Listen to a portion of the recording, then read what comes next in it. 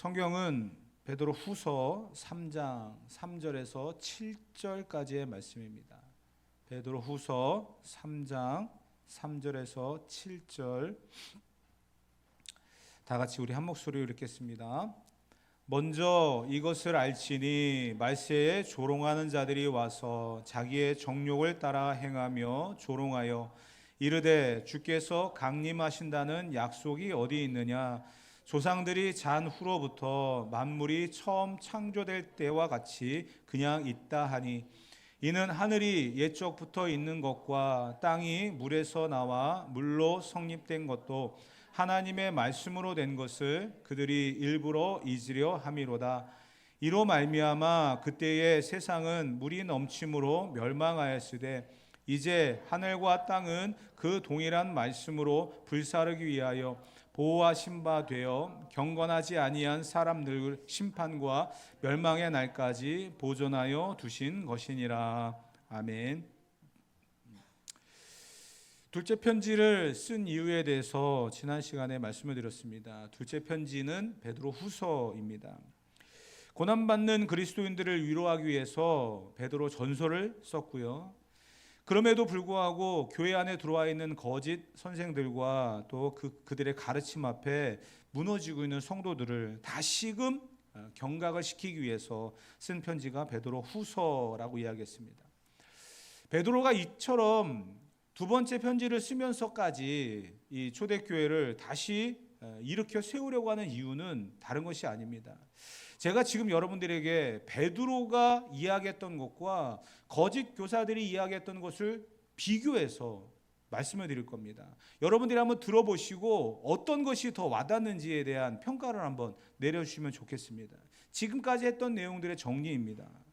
베드로는 이렇게 초대교회 성도들을 가르쳤습니다.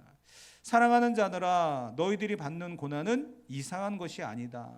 성도의 고난은 말세에 나타나기로 예비된 구원을 얻기 위한 하나님의 손길이다. 그러므로 고난을 통해 연단을 받되 믿음의 결국 곧 영혼 구원의 자리로 나아가야 한다. 이 세상은 영원하지 않다. 최선을 다해 살되 이 땅에 썩고 더럽고 쇠하여질 것에 소망을 두지 말라.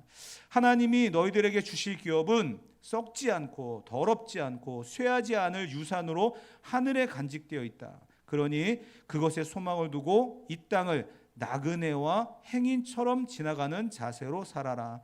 만물의 마지막이 가까웠으니 정신을 차려 기도하면서 육체의 남은 때를 사람의 정욕을 따라 살지 말고 하나님을 사랑하고 이웃을 사랑하는 하나님의 뜻을 쫓아 살아야 한다. 이게 바로 베드로 전서를 통해서 이야기했던 내용입니다. 그런데 거짓 교사들의 가르침은 이렇습니다. 둘을 이제 비교해 보라고 말씀을 드렸죠. 거짓 교사들은 이렇게 얘기합니다. 하나님께 은혜와 복을 받았으면 이 땅에서 잘 되고 성공해야 한다. 성공해서 너희들이 원하는 대로 마음껏 즐기고 자유를 누려라. 그리스도인들이라고 애매한 고난을 당할 이유가 없다. 양보하거나 손해볼 필요도 없다. 고난 없이 이 땅에서 잘 먹고 잘 사는 것, 마음껏 즐기고 사는 것이 최고의 복이다. 주님이 다시 오신다는 말은 다 거짓말이다. 사도들이 교묘하게 지어낸 이야기일 뿐이다. 세상을 보라, 하늘과 땅을 보라, 달라진 것이 하나도 없지 않는가. 여러분, 이 두 가지를 비교해 본다고 한다면 어떤 느낌이 드십니까? 어느 쪽이 더 여러분들의 마음이 움직입니까? 사실 베드로가 이야기하는 것은 지금의 이 현실 앞에 너희가 지켜야 될 것, 믿음을 지키며 하나님의 사람으로서 살아가야 될 본분을 이야기하고 있는데 거짓 교사들은 그와는 정반대의 삶을 이야기하잖아요. 그런데 비슷하면서 성도들이 지금 겪고 있는 현 상황 속에서 빠져나갈 모든 것들을 이야기하고 있다는 게 특징이기도 합니다. 베드로는 주님이 다시 오시는 그날까지 나그네와 행인같이 우리가 살아가야 된다, 이렇게 이야기했는데 거짓 교사들은 주의 재림은 없으며 이 땅의 삶이 전부다라고 이야기하며 자기의 정욕대로 쾌락과 자기의 이익을 위해서 살아가는 것이 당연하다, 맞다, 이렇게 가르치고 있다는 거예요. 결국 성도들은요, 베드로가 그렇게 세워놨던 초대교회의 가르침을 무시하고 거짓 교사들의 가르침 앞에 무너지면서 오히려 사도가 마지막 임종이 가까운 그때에 안타까운 마음으로 두 번째 편지를 쓰지 않고서는 버틸 수 없는, 견딜 수 없는 그러한 상황에까지 이르게 되었다는 것입니다. 무엇이 성경적인 가르침인가를 우리는 분명히 알아야만 합니다. 무엇이 우리가 따라가야 될 진리인지를 분별할 수 있어야만 합니다. 나는 신이다라고 하는 그러한 이단의 그러한 영상이 한동안 우리의 삶에 많이 적용이 됐었, 많이 보여졌었던 그런 때가 있었습니다. 이단이죠. 그리고 그 가운데 많은 문제점들이 드러났었습니다. 그들은 성경을 이렇게 해석했습니다. 예수님이 구름 타고 오신다. 구름 가운데 오신다. 그걸 갖다가 이렇게 해석을 했어요. 구름이 뭐냐? 예수님이 무슨 손오공도 아니고 구름 타고 오느냐? 예수님이 구름 타고 구름 가운데 임재하신다는 것은, 구름은 많은 사람이 모여 있는 그런 것을 의미하는 것이다. 많은 사람이 있는 곳에 예수님이 오신다는 거예요. 지금 보라, 이 수많은 사람들이 있지 않느냐? 이 수많은 사람들 가운데 있는 사람이 누구냐? 나다. 내가 바로 예수다. 이렇게 이야기한다는 거예요. 성경을 이렇게 해석을 해버리는 거예요. 사람들은 그 말에 현혹이 되어져 가지고 그것이 진리라고 믿고 따르고 있다는 거죠. 성경을 사사로이 해석하고 성경을 자기 마음대로 해석하는데도 불구하고 사람들은 그 정욕과 쾌락과 이익 앞에 무너지는 그런 모습들을 우리가 봅니다. 베드로가 이야기하고 있는 이 진리와 성도가 당연히 따라가야 될 그런 믿음의 삶에 있어서는요, 정말 어려운 부분들이 많잖아요. 당하고 있는 고난도 이상하게 생각하지 말아라. 그것은 구원을 얻기 위한 하나님의 손길이다. 고난을 그렇게 해석하는 게 쉽습니까? 오히려 거짓 교사들의 이야기가 더 와닿지 않아요? 고난은 성도가 받는 게 아니다. 예수 믿으면 잘 돼야 된다. 형통해야 된다. 복 받아야 된다. 얼마나 와닿습니까? 그런데 여러분, 분명히 알아야 될 게 진리가 무엇인지를, 성경의 가르침이 무엇인지를 우리는 분별할 수 있어야 된다는 거예요. 초대교회에 베드로가 계속 이야기했던 게 뭐예요? 주의 강림하신다라고 하는 약속이 거짓이 아닌데도 거짓 교사들은 그것은 있을 수 없는 일이다. 어떻게 죽은 자가 다시 살아나며 다시 오신다라고 하는 재림, 그것이 있을 수가 있느냐? 베드로가 어떻게 이야기했어요? 그래서 내가 변화산에서 예수님을 만났다. 그곳에서 엘리야와 모세도 만났고 하나님의 음성도 들었다. 그 엄청난 사건을 경험을 했다. 그런데 그 경험보다 더 우선되어지고 더 중요한 것이 있다. 그게 뭐냐? 기록되어 있는 하나님의 말씀이다. 그 말씀에 보게 되어지면 예수님은 이 땅에 메시아로 오신다고 하셨고, 그리고 그분은 오셨다. 그리고 말씀대로 십자가에 죽으셨고 말씀대로 부활하셨다. 그리고 그분은 다시 오신다라고 우리에게 말씀하셨기 때문에 그 말씀이 우리에게 그대로 이루어질 줄 믿고 우리는 기다려야 된다. 베드로는 계속해서 그 이야기를 초대교회 성도들에게 이야기하고 있는 거예요. 그런데 거짓 교사들은요, 계속해서 성도들을 혼란에 빠뜨립니다. 본문 3절과 4절 말씀 다시 한번 읽어보도록 합시다. 먼저 이것을 알지니 말세에 조롱하는 자들이 와서 자기의 정욕을 따라 행하며 조롱하여 이르되 주께서 강림하신다는 약속이 어디 있느냐? 조상들이 잔 후로부터 만물이 처음 창조될 때와 같이 그냥 있다 하니. 이들의 말하는 것을 한번 들어보십시오. 말세에 조롱하는 자들이 등장합니다. 이들이 하는 이야기는 이렇게 이야기함으로 인하여서 자기들의 지금 정욕대로 살아가는 것, 성경을 사사로 해석하는 모든 것들을 합리화하기 위해서 이러한 이야기를 하고 있는 거예요. 말세에 조롱한 자들이 와서 자기의 정욕을 따라 행했다라고 본문이 이야기하잖아요. 자기의 정욕을 따라. 그리고 심지어는요, 주께서 강림하신다는 약속이 어디 있느냐? 어디 있긴 어디 있어요? 성경에 있는데. 그런데 조상들이 잔 후로부터 만물이 처음 창조될 때와 같이 그냥 있는데 어떻게 이 사실이 이루어지겠느냐? 그러니까 천지 만물이 변한 게 하나도 없는데 어떻게 예수님이 이 땅에 다시 오시냐, 이런 이야기까지 하고 있는 거예요. 이들은 지금 주장하는 것이 사람들을 설득을 시키고 이해를 시키고 하면서 그들로 하여금 이들의 말이 더 맞는 것 같아 라고 하게끔. 그런데 우리는 분명히 알아야 될 게 천지 만물은 하나님의 말씀대로 창조되어졌고요, 그리고 그 천지 만물을 창조하신 하나님께서 사람에게 말씀을 주셨어요. 기록되어 있는 성경을. 그리고 그 성경을 통해서 오늘 우리에게 다시 오실 주님에 대한 기록까지 남겨놓으셨다는 거예요. 그렇기 때문에 우리는 이 유혹과 자기의 정욕에 빠져서 사람들을 현혹을 시키는 이 말세에 조롱하는 자들 앞에 마음을 빼앗기고 생각을 빼앗겨서는 절대로 안 된다는 사실을 우리가 다시 한번 이 시간에 결단하는 그런 시간이 되어지기를 주님의 이름으로 축복합니다. 마치 이들은 기록되어 있는 성경이 있는데 불구하고 그 성경을 무시하고 있어요. 그리고 성경을 사사로이 자기의 이득과 자기의 정욕대로 해석을 해서 사람들의 생각을 무너뜨리고 있어요. 이 여러분들의 집에 지금 문 열고 오늘 예배 마치고 집에 들어가서 문을 열고 들어갔는데 다른 사람이 들어와 있어요. 그래서 자기 집이래요. 얼마나 여러분 황당하겠습니까?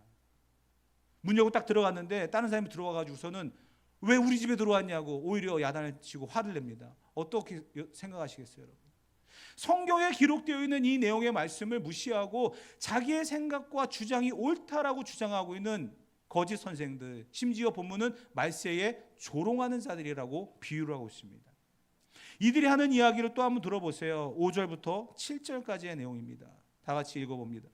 이는 하늘이 옛적부터 있는 것과 땅이 물에서 나와 물로 성립된 것도 하나님의 말씀으로 된 것을 그들이 일부러 잊으려 함이로다. 이로 말미암아 그때의 세상은 물이 넘침으로 멸망하였으되 이제 하늘과 땅은 그 동일한 말씀으로 불사르기 위하여 보호하신 바 되어 경건하지 아니한 사람들의 심판의 멸망의 날까지 보존하여 두신 것이니라. 아멘. 이들이 이야기하는 것은요, 옛부터 지금까지 창조의 세계는 변한 게 없다, 이렇게 이야기했다는 거예요. 그런데 6절에 보니까 이로 말미암아 그때 세상은 물이 넘침으로 멸망하였으되, 무엇을 이야기합니까? 하나님이 창조하셨던 창조의 세계 중에서 한 번의 놀라운 변화가 있었죠. 물로써 이 땅을 심판하셨던 그 사건입니다. 5절에 보게 되어지면 하늘이 옛적부터 있는 것과 땅이 물에서 나와 물로 성립된 것도 하나님의 말씀으로 된 것을 그들이 일부러 잊으려 하는도다. 이게 뭐냐면 하나님의 창조의 세계를 무시하고 그것은 아니다라고 가르치고 있다는 거예요. 이미 있었던 일이에요. 창조의 세계 하나님의 말씀으로 되어졌습니다. 그러나 그 땅에 사람들의 죄가 가득해서 하나님은 그 땅을 심판하실 수밖에 없었습니다. 방법은 물로써 심판하는 거였습니다. 한 번의 세상이 바뀌었다는 거죠. 그런데도 이 거짓 선생들은 이야기하는 거예요. 그때나 지금이나 다를 게 없다. 다를 게 없다. 그러면서 이야기한 하나님께서 한 번 물로써 세상을 심판하셨다라고 이야기했더니 그때와 지금이 다를 게 없다라고 이야기하면서 주장하는 그들에게 사도가 이야기하는 게 뭐냐면 이제 하늘과 땅은 그 동일한 말씀으로 불사르기 위하여, 이제는 불이에요. 그러기 위해서 보호하는 사람들이 있다는 거예요. 언젠가는 불로서 심판의 때가 이를 텐데 그때까지 하나님께서 내버려 두신 이유가 뭐냐면 경건하지 아니한 사람들, 경건하지 아니한 사람들의 심판과 멸망의 날까지 보존하여 두기 위해서. 그 반대는 뭘까요? 경건한 사람들의 구원을 위해서 남겨두셨다는 거죠. 이 세상은 하나님의 말씀으로 기록되어 있다는 사실을 성경은 우리에게 이야기하고 있습니다. 우리가 다시 한번 성경에 집중해서 본다고 한다면 태초에 하나님이 천지를 창조하시니라, 창세기 1장 1절의 말씀입니다. 창조 기사로부터 성경은 시작되어집니다. 우리가 성경을 믿는다라고 했을 때 복을 주시는, 위로하시는 그러한 메시지에만 집중하며 성경을 볼 것이 아니라 성경은 하나님께서 천지를 창조하셨다라고 하는 기사로부터 시작되어졌구나. 이것을 우리가 먼저 보아야 하고요. 그러면서 창조의 세계에서 일어나고 있는 이 수많은 일들에 대해서 하나님이 어떻게 죄인된 인간을 구원하시고 오늘에까지 이르렀는가, 그것을 우리는 보아야 한다는 거예요.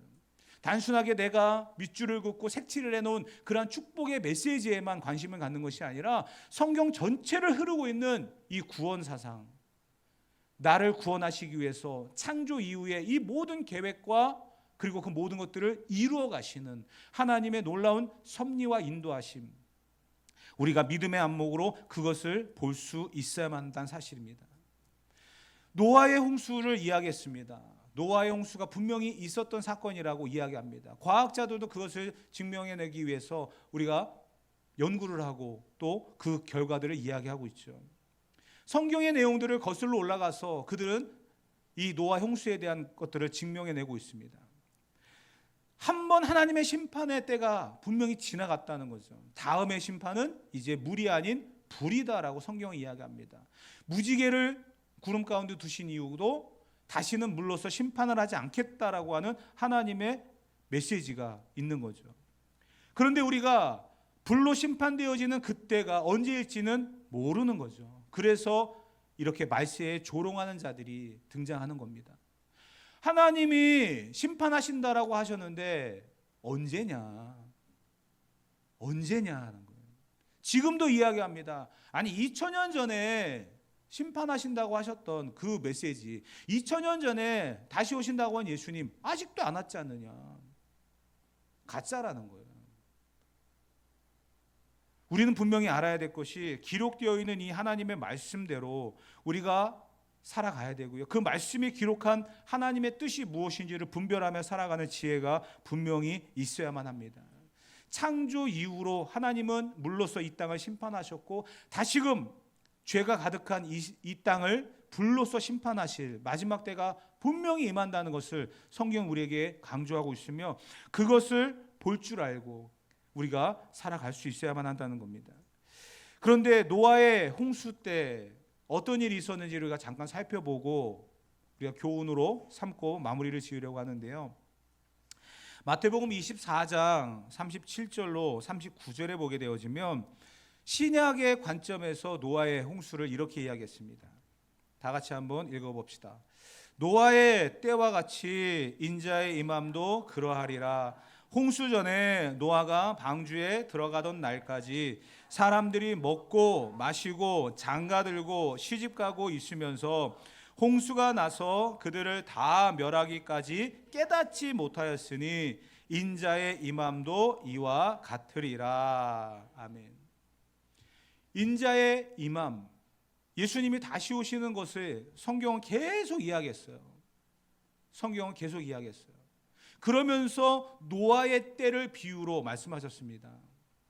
거짓 선생들은 아니다, 주님 다시 오시지 않는다, 그 약속은 이루어지지 않는다 라고 이야기하지만 성경은 계속해서 주님이 다시 오신다라고 말씀하고 있습니다. 그런데 그 비유에 대해서 노아의 홍수를 지금 기록해 놨는데 노아의 때 어땠습니까?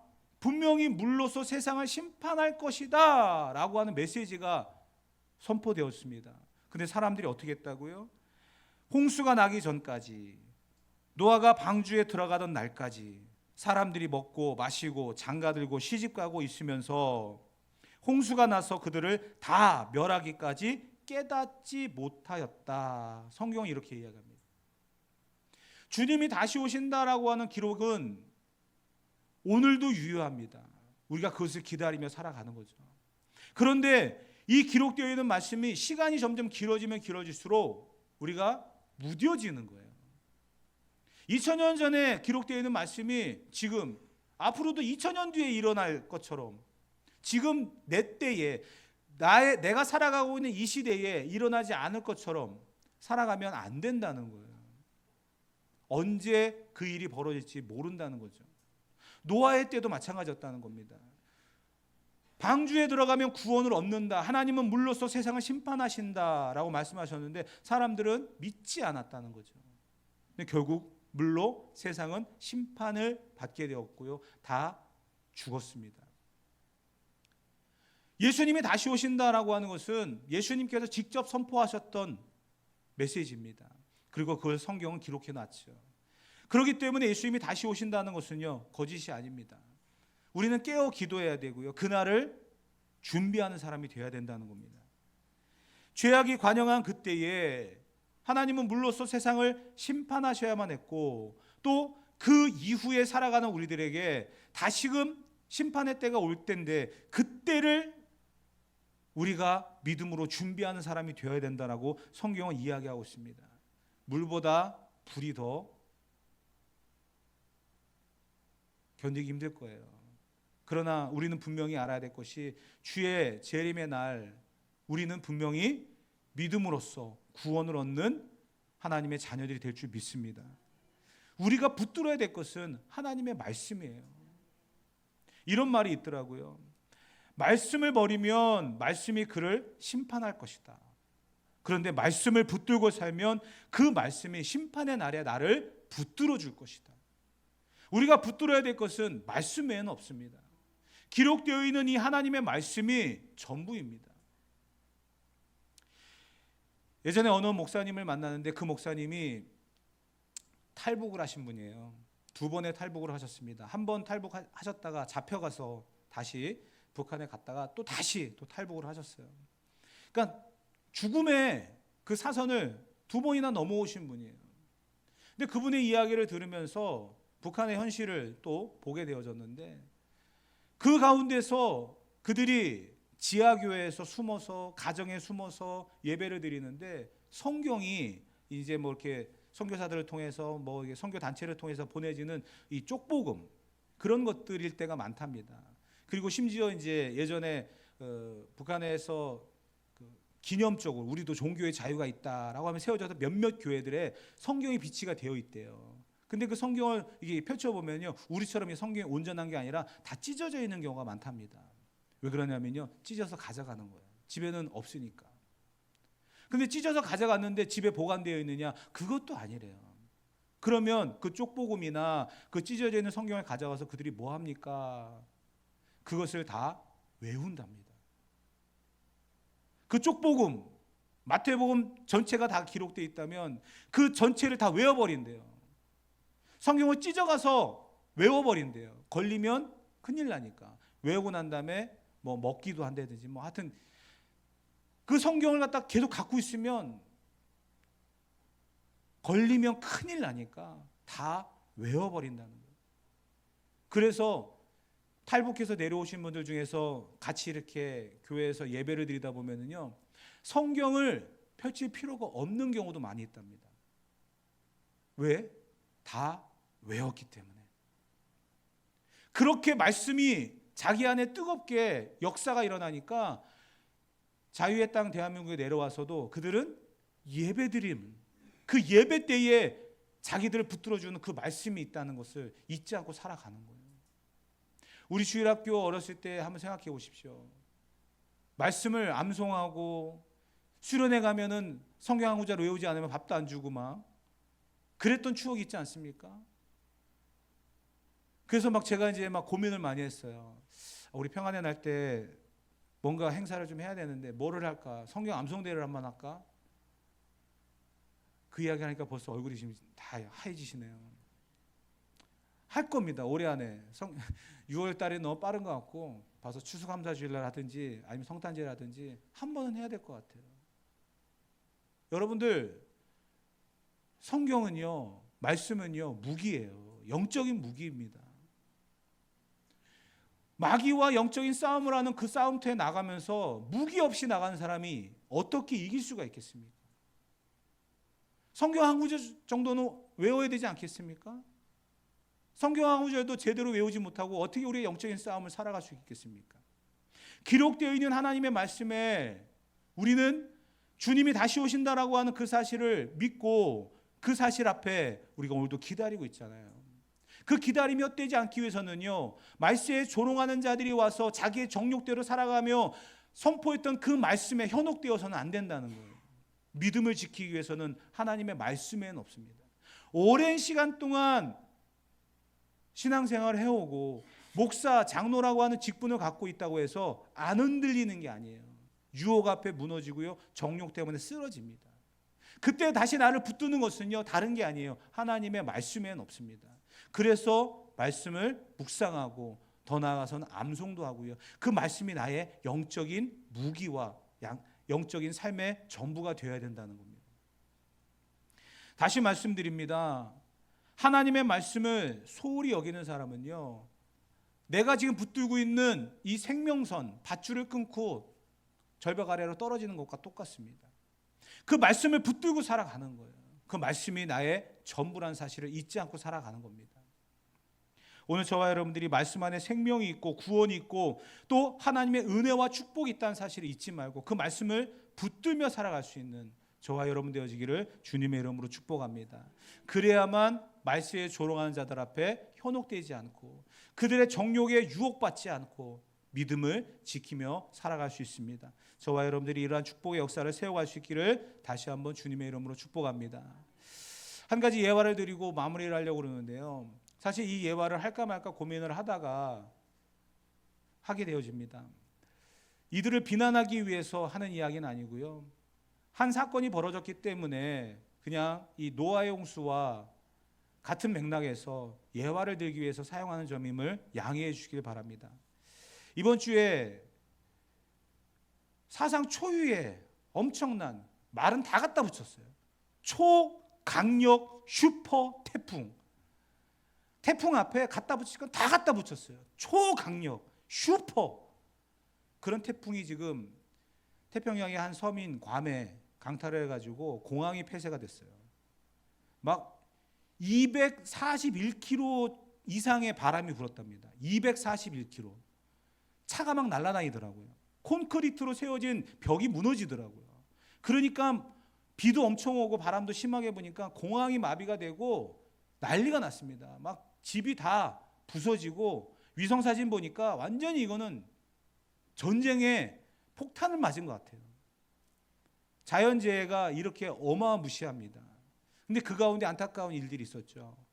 뉴스를 통해서 계속 접하는 것은 한국인 관광객들이 한 3,200명 정도가 발이 묶여가지고 지금 오지를 못하고 있는 거예요. 비행기가 뜨지를 못하니까. 가지도 못하고 오지도 못하고. 그 사람들은 짧은 일정의 여행을 계획했던 사람들이지 않습니까? 그러니까 비행기가 못 가니까 오지도 못하는 그런 상황이 돼서 뭐 호텔도 막 무너지고 심지어 막 보니까 그러더라고요. 호텔에서 막 내쫓겨가지고서 로비에서 자기도 하고 뭐 그런 상황들이 계속 되어지고 씻지도 못하고 전기 수도는 아예 그냥 단전이 돼버리고 단수가 돼버려서 화장실만 좀 이용합시다 문자 보내가지고서 비어있는 쓸 수 있는 화장실 쓰기도 하고 샤워 한 번만 합시다 해서 어느 집에 들어가서 샤워를 또 하기도 하고 이런 일들, 또 약이 떨어지고 아이들 데려갔기 때문에 아이들 먹을 만한 분유나 뭐 기저귀나 이런 것들도 지금 다 떨어져 가고 공급을 못 받으니까 완전히 엄청난 그런 일들이 지금 괌 현장에 일어났어요.